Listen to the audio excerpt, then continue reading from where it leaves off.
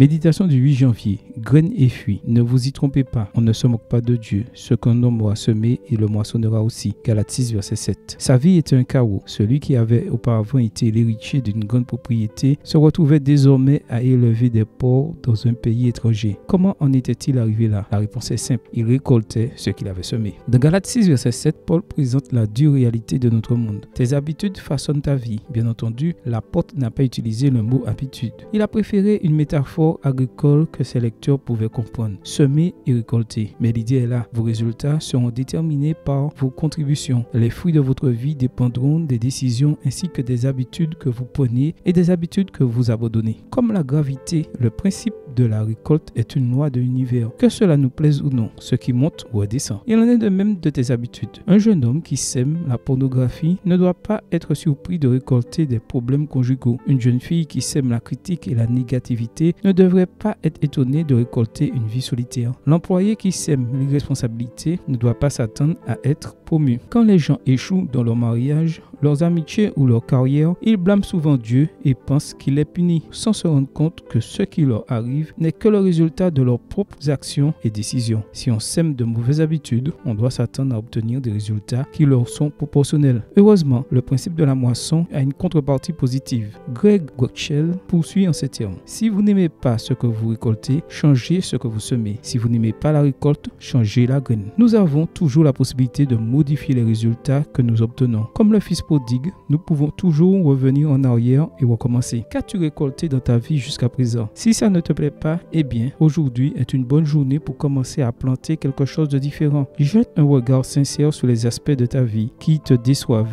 et identifie dans la prière les habitudes qui ont produit ces résultats. Prends tes responsabilités et décide du type de graines que tu sèmeras à partir d'aujourd'hui pour obtenir une meilleure récolte. Amen. Bonne journée à toi et que le Seigneur te bénisse.